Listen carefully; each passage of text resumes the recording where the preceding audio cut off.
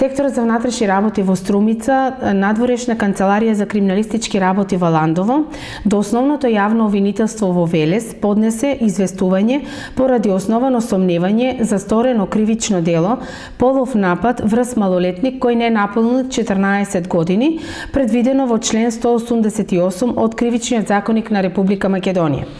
Имено на ден 5 февруари 2018 година во полициската станица од општа надлежност во Ландово пријавено е полов напад врз малолетник кој не наполнил 14 години против лицето ЦА 55 годишен од село Пирава.